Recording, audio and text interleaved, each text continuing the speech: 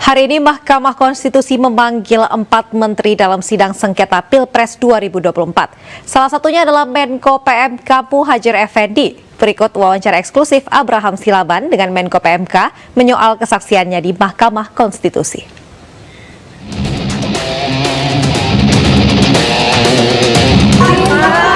Apa ya Pak? Konteks politik ya Pak?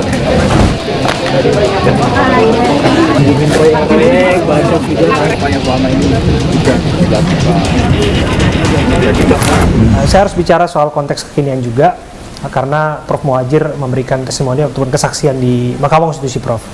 Dipanggil oleh Mahkamah Konstitusi untuk diperdengarkan keterangannya mengenai penyaluran bantuan sosial. Bagaimana kemudian menanggapi bahwa bansos ini dianggap menjadi komoditas yang dipermainkan di tahun pemilu, Prof? Saya tadi sudah membuat pernyataan yang lugas ya menurut saya, karena saya tahu dalil yang dimaksud oleh ketua maupun anggota Mahkamah Konstitusi yang berasal dari mereka yang mengajukan mengajukan usulan itu ada terkait dengan terutama dengan presiden.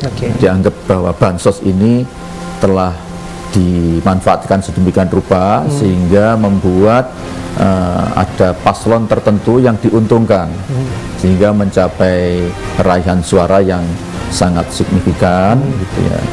Dan itu tadi saya tidak mau bermain dengan angka-angka, saya kira itu sudah ada pembagian tugas Pak Erlangga dengan Bu Sri Mulyani, Bu Menkyu gitu ya. Saya menggunakan cara yang straight aja gitu ya, bahwa saya sampaikan pertama, kalau keberpihakan itu saya kira tidak ada satupun orang yang tidak berpihak, saya bilang kan.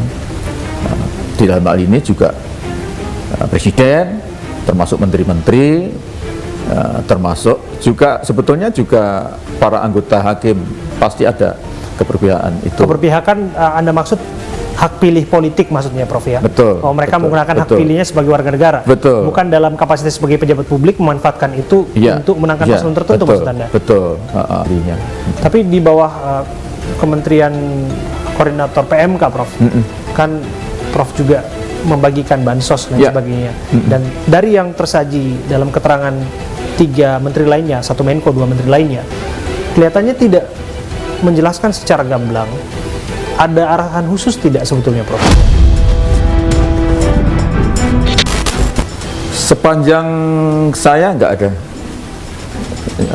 Sepanjangnya saya tahu tidak ada. Jadi saya pastikan apa yang kita lakukan memang betul-betul sesuai dengan koridor dan tupoksi yang dipegang oleh masing-masing kementerian. Karena misalnya kalau seandainya itu terjadi, itu juga bias ya. Artinya maksud saya tidak sesederhana itu. Kenapa? Karena kan menteri-menteri juga representasi partai yang beda-beda. Dari tiga-tiganya itu ada semua di kementerian, ya kan? Apakah betul dalam rapat kabinet atau barangkali Anda pernah dengar bahwa memang tidak dilibatkannya Mensos Tri Risma hari ini dalam urusan penyaluran bansos? Saya tidak mau berteori tentang pork barrel atau apa ya. Kalau itu betul-betul ada, itu juga tidak salah kan.